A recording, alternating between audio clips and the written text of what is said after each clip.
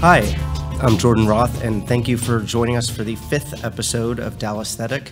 Today, I'm happy to be sitting with Chesley Antoinette, a Dallas artist working in all sorts of media, who has a show coming up called Tignon, actually, and it's kind of French, and it's coming up at the South Dallas Cultural Center. It's a very interesting exhibition that deals with the past and the present, and has quite a bit of new work from Chesley as well. So we thought, what an opportunity to talk about the work in the show and get all of you familiar with it before you head out there. Well, welcome, Chesley. It's nice to have you here. Thank you so much for the invitation. You bet.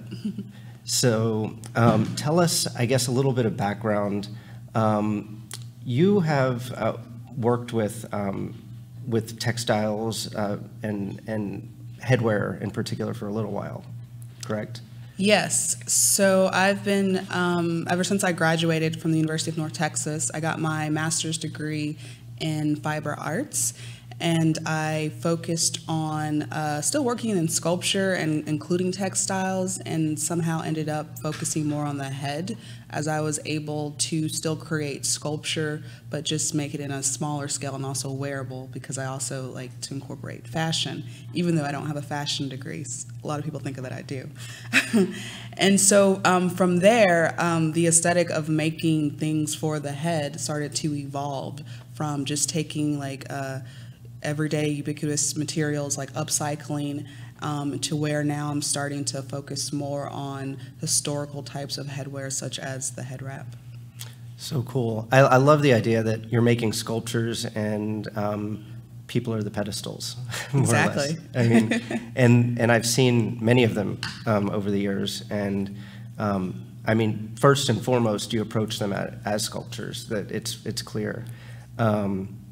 So in working towards this show, what was the impetus for deciding to kind of go backwards? And you've done that before, but to focus on this period in American history, well, I guess world history, right? You'll tell us about that in a second. But what made you decide to focus on the Tignon? Well, I decided to focus on the head wrap because, for one, it's become a part of my personal identity for like the past 10, 12 years, ever since I started wearing the head wrap. And so it was just out of curiosity. You know, I wanted to learn a little bit more history behind the head wrap.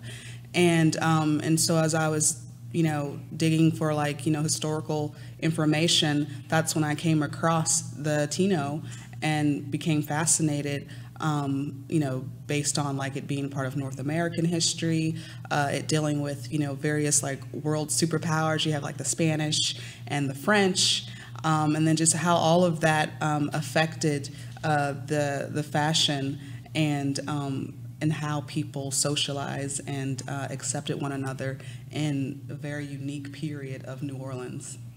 Wow. So it became, I guess, different of the Tignons were maybe more prestigious than others, perhaps, or was it just the way that they were worn, or how you carried it? So yeah, it definitely differ as far as where you were economically and social status during this mid to late 18th century time period. And so for the free women of color population, that's specifically what I'm focusing on when it comes to the Tignon, because these are the women that were affected by this edict, by this law. And so for these women, because of their status, they had access, unlike their counterparts, the slave women. And so they had access to getting various types of fabrics, like silks and patterns and colors. They also had time, they had leisure to be able to be creative. And so that separated them from the slave and how they wore their head wraps. Wow. And the slaves were probably wearing things over their heads. They were wearing things over their heads, and one of the key differences is that, they were not wearing them for aesthetic pleasure, right, but more for functionality. And so whereas the free women of color population, they were wearing them as a form of rebellion and as a way to further emphasize their beauty that was trying to be oppressed. And I think we've got some images of paintings that I think will come up in a second that we can. Yes. So this one I believe was from England. No, this one's actually from France. Oh, okay. And so this was made like really late, like almost early 19th century, by a French female artist, Marie Guillaume. I think I'm pronouncing her last name right. And she had painted this unidentified woman during a brief period of when abolition of slavery took place in France. And so I've always had a sort of like love for that painting because I did a study abroad back in 2007 in France for a year. And so I remember going to the Louvre and seeing that painting, and so it was really fun to be able to incorporate that into my work. It's a gorgeous painting. You look at her and she's got like real power and some stories, it looks like. Absolutely. Like I said, this was like a very short period when the abolition of slavery was occurring. It didn't last in France. It was very brief. And so, you know, this woman, this white woman is deciding to paint a black figure, which is very, very, you know, taboo during that period of time. And so she, you know, she herself is a feminist, the painter herself, by being able to, you know, paint this figure outside the norms, and then you know, emphasize and see the beauty of this black woman who is, you know, temporarily free. I love that it's a painting by a woman as well. You don't have that. Yeah. That gaze, furthermore, you know, more layers of like, interest. It's remarkable that you found that. So I had read somewhere that there was. And this may be like legend, or I don't know how true this is, but in Louisiana, I guess when the edict came about, it was due in part by wives and lovers of soldiers and just white men who were jealous or something of. Have you read this? Yes. So there's many like. Reasonings as to why the law was implemented or even suggested, because there's no proof of it actually, you know, of anyone being punished through the judicial system in any way. There's just, you know, references to the women embracing the Tignon as a form of rebellion. But there's, you know, multiple reasons, and one of those reasons, among many, was because of the distinction between these light-skinned free people of color almost blending into the population and oftentimes being mistaken for Spanish women, and then also these men taking on these free people of color or even slaves as their mistresses, as their concubines, and almost treating them as second wives. And so the Spanish government, you know, they were trying to you know, eliminate those types of relationships. And so the Tignon was one of those, like, you know, screams of trying to, like, you know, separate those relationships. It didn't work because, you know, it's very hard to control people. Yeah. And they just thought, oh, we'll cover her hair. She won't be pretty anymore. Exactly, you know. Mm-hmm. And then also, like, you know, from the perspective of the Spanish government, you know, they're not looking at the head wrap as a form of beauty to emphasize one's beauty, of the physical characteristics of the individual. They're looking at the head wrap as it ties to slavery. Yeah. And so their thought is that if we can get these women, these free women of color population, to wear the head wrap, we can, you know, lower them a notch and make them feel unworthy. Nice try. Nice try, yeah. How long before, was it almost immediate that women began decorating them and making their own? It was. And so when the Spanish governor, Miro Esteban, was appointed as governor through King Charles III, the Spanish governor, or the Spanish king of Spain, into Louisiana, he, like any new government official, you know, speaks to the general public about like what he plans on doing and how he plans on governing. And so that's where we historically learn about the Tignon law. And so it was then during that speech that the free women of color, heard about it, and from there, they decided to come together and begin to incorporate this into their personal style. Do you know any details about whether there were meetings or parties or clubs or classes or anything like that to kind of organize that type of activity? No, I haven't came across any information as far as them coming together as a group. The only information that I've come across is as far as the access to which type of fabrics they were getting and how they were able to be able to access various resources, unlike the other women. And then there's also how they would further rebel. There's writings about how they would accessorize their head wraps with like jewels and feathers, which was also forbidden for them to be able to wear and access. But nothing of the sort as far as them coming together as a group. How did they get some of those rare fabrics and the jewels and whatnot? You didn't have the internet back then. You didn't have the internet back then, but you did have trade. Yeah. And so, New Orleans is a port city, mm-hmm. and so you're also getting access to various types of resources that you can freely move about as far as when it comes to mobility. Yeah. They had the leisure or the privilege of mobility, unlike their other counterparts, and then they also had economics. And so some of their relationships with some of the colonial men were genuine, and then some of them were not so genuine. But either way, they also were able to gather wealth, and so through their personal wealth, they were able to purchase these various types of fabrics and jewels and feathers. Now, was this phenomenon or movement pretty much limited to Louisiana? It is pretty limited to New Orleans as far as like having this free people of color population during the 18th century.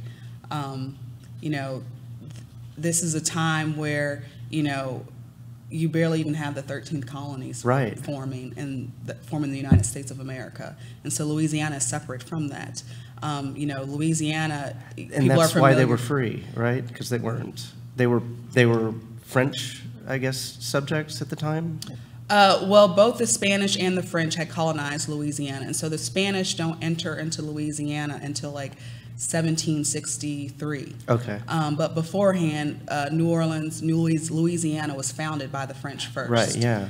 And so the French gave administrative control to the Spanish government because of the treaty of, there was a 1963 treaty that occurred between France and Great Britain, as well as Spain was included in that. And so United States didn't acquire Louisiana until 1803, the Louisiana Purchase that we infamously know about, the Lewis and Clark, adventure in which they discovered this newly massed land, and then Thomas Jefferson helped facilitate and included it into the United States of America. Right. And is that when slavery entered Louisiana? In that time? Slavery had existed since the since the discovery, not the discovery, but since French took over. Since the French, okay. Yeah, the French founded Louisiana in 1699. And so the colonialists, they had petitioned their government to import slaves for the purpose of building an agricultural economy. And so slavery had, brought into Louisiana by the French at first. Okay. I knew that there were some parts of the region that had already outlawed slavery. I believe Mexico had before the U.S. had. And that was a reason for one of the early wars. But I didn't know, because there was some staggered, with the different flags ruling different republics at the time. I think like slavery would go in and out in a couple of the different places, especially here, like Texas, for instance, it did. Yeah, I'm not too familiar as far as like when slavery is being like abolished, when Yeah. it comes to like Texas Yeah. and in general, like of course, you know, there was a civil war that led Yeah, to the obviously, end yeah. of slavery of the United States of America. But yeah, I think I'll just stop there. Well, it's a 'Cause now lot. I'm getting too far. It's a where lot. I'm not, where It's a I'm lot. not familiar. Yeah, and I'm not either. But in any case, you have this kind of upwardly mobile group of women, definitely ahead of the curve in kind of a feminist, maybe some of our first feminists, possibly. Absolutely. And making, you know, beautiful things and expressing themselves. And how did it end well? Did it just continue? Well, you know, Louisiana, New Orleans in particular, is hugely has a huge influence on culture in the North America. Oh, yeah. You know, and so yeah, the head wrap definitely had influence, and it definitely remained. You Yeah. can definitely see that in the early, 19th century, especially when it comes to like Hollywood, early yeah. Hollywood, and so it's just a different version. And so these preceded the other head wraps that you'd see, you know, throughout the old Hollywood days or whatever. You didn't have other subcultures in the U.S. doing it at the same time. No, like as far as like as it relates to the creativity amongst the head wrap, when I was studying it, because I was looking for history about, okay, what is the history behind the head wrap as it relates to North America? Mm-hmm. And so it all starts in New Orleans. That is amazing. And so that's where it starts. Now, of course, you have types of head wraps that slave women are wearing in other parts of North America. Right. But as far as documentation about the creativity and the aesthetic beauty of the head wrap, that starts in New Orleans. That is so cool. Makes me want to go there. It's a fascinating place. Yeah, yeah. Well, so we'll talk about what you've done in terms of making head wraps, and you wear them. I've probably always seen you in a hat or a head wrap, and they're all made by hand and with usually upcycled materials. I believe we have an image of one that's going to be used in the this is in the upcoming show, right? Yes, this one is in the show. And tell me about that piece. And so, I still do upcycle. So like one of my favorite places to shop is Scrap Denton in Denton, where it's a creative upcycle use store. It's kind of like a Goodwill for artists. And I just, pick various types of fabrics, and then I go back home to my home studio, and, it's almost like a painting, as far as like combining various different fabrics together, and then draping them, and then, adding like, accessorizing them just like the women of New Orleans did. And so cool. That's some of the ideas that I tried to incorporate from the history and into the actual process of making the head wrap. Besides historical influences, are you influenced by nature or wildlife, or is there anything else that kind of creeps in? I'm just curious. No, I don't really like get inspiration from, I guess, anything outside the head wrap. Anything other than the historical sense of it? Yeah, anything. Yeah. There's still like the background of me being, or having gone to school for sculpture in particular, and then also having a background in fiber arts, and incorporating some of those techniques. So the structure and things like that are going to be influenced by art making. Yeah, I'm mostly influenced by process, Right. not necessarily, other imagery. Yeah. They're wearable by really anybody. Like anybody that purchases one of these can wear it out. Yeah, they are wearable. Some are more wearable than others. Yeah. So like the one that you just saw up there, that's more of like a couture look, and so it might work better for having a fabulous photo shoot. Yeah. Or if you're bold enough, you can wear it at your next event. But then yes, I also make everyday streetwear head wrap turbans as well. I feel like I see them more often than I did before, in the last few years. And it might be because of some of your shows, or maybe it's just becoming more popular. I don't know, but you're not the only person I've seen wearing them lately, and it used to be you were. So no, I think they've been out there a long, long time, way before me for sure. I don't know. I guess maybe people are starting to like. I mean, the head wrap is really for everybody. Yeah. You know, it's definitely not specific just to like African culture.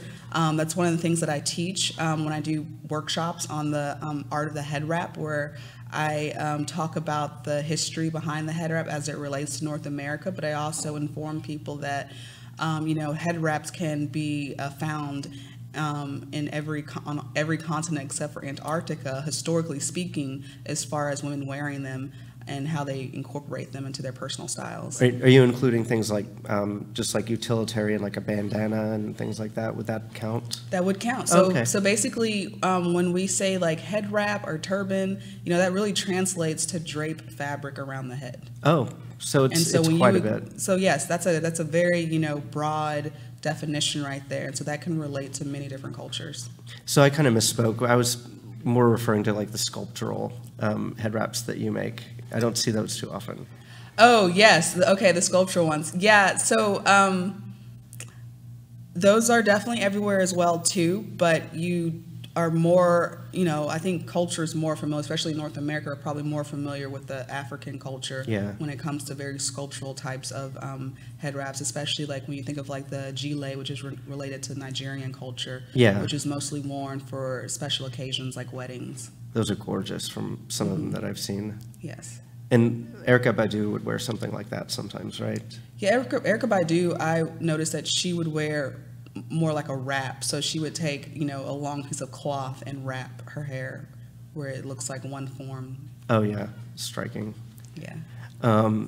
Well, another element that you like to incorporate is it's almost like you're creating a whole environment and a whole history in itself when you do a show. Sometimes I'm always really fond of this memory that we have of doing a show in a cupcake store several years ago, like 2013 or 2014, where we were asked if we could bring art into a cupcake store, and they had already commissioned a painting by an artist that we show. And you and I got together and spoke about it, and you just had this brilliant idea from the start about like let them eat cake, and you're Chesley Antoinette, and it just kind of made perfect sense. And we expected something really cool, but we didn't expect it to be just like amazing, and it was. You had photo shoots with models dressed in clothing designed by important up-and-coming local designers. You had known makeup artists doing the makeup and photographer. Were you the photographer or no? No, I wasn't. You were the designer. For the yeah, whole thing. I was just like I was the artistic director as well as like the headwear designer. And so this was just great. And we've got images. There's one that's from that show. Yes. And then there were some others, I think maybe from the upcoming show that flashed as well. But it's so cool. We had the 2D, which we were like, oh great, it's a photography show. But then you brought in the head wraps, and they were on these really wild Rococo kind of like sconces, and they were made to look like cupcakes. It was like meta in every possible way.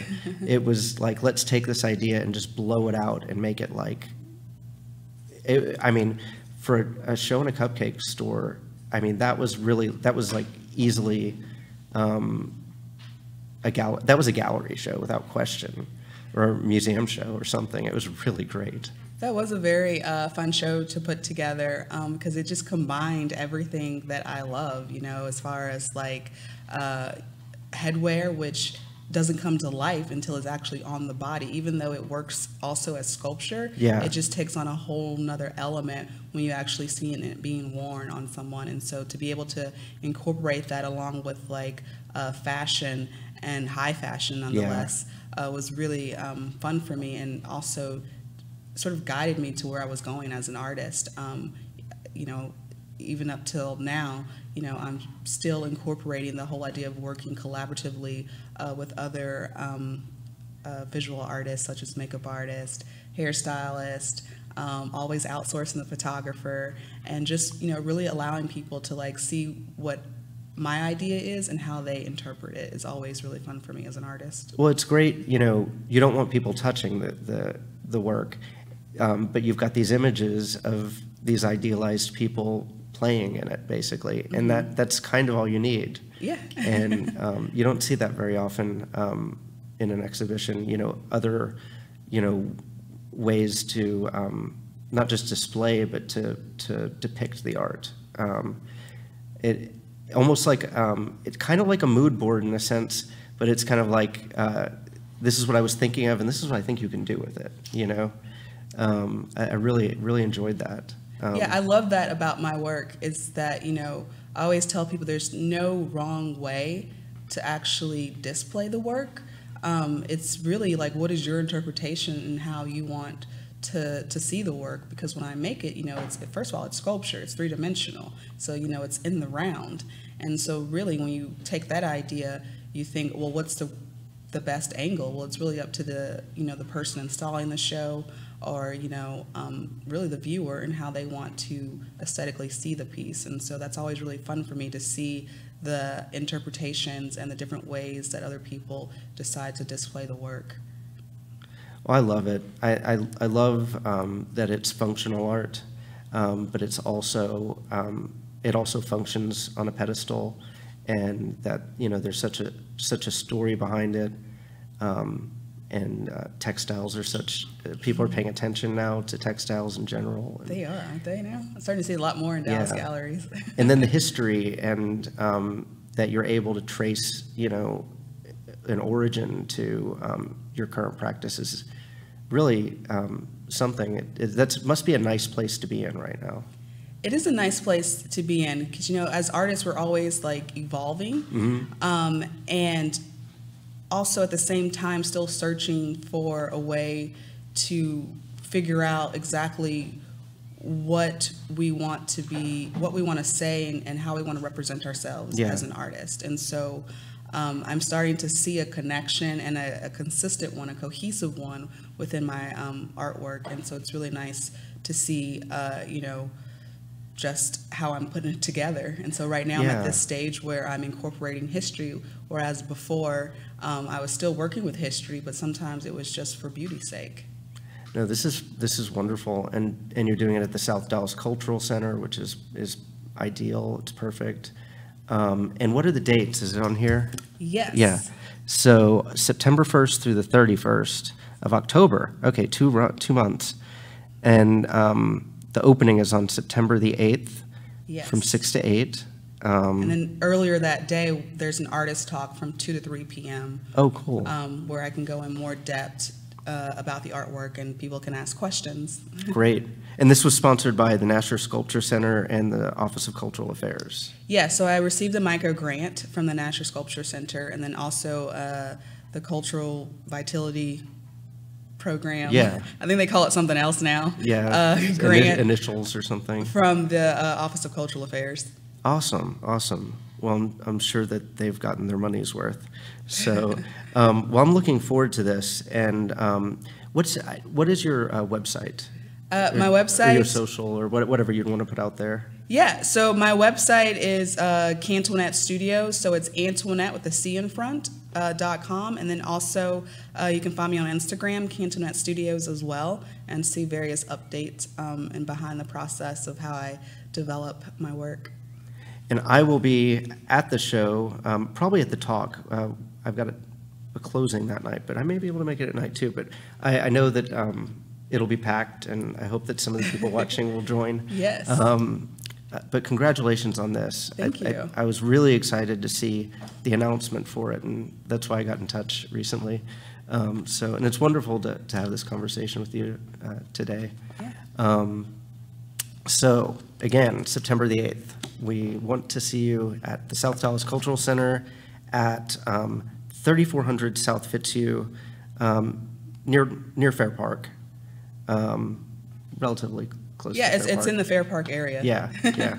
So it's right across the street, actually. Yeah. All right. So thank you, Chesley. Thank you. And So before we wrap up, I have a little video reel that we'll end with, and to let you know what that is.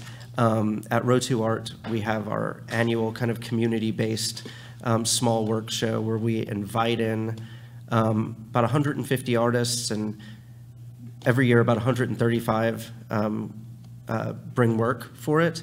And so it's all of the artists that we represent, plus more than 80 from the community. And this year turned out just wonderful. We've got probably 300 works, and in small sizes, a little bit of everything, a lot of fun. And I just threw together a little selection of work from that show. The show's on view through September 8th, and the gallery at 1501 South Irvay is open from 12 to 5, Tuesdays through Saturdays. But take a quick look at this little video, and then and it's available on Artsy to view, but stop by the gallery. You'll be amazed at what you see. So anyway, thank you for joining us on this 5th episode. We had some fun.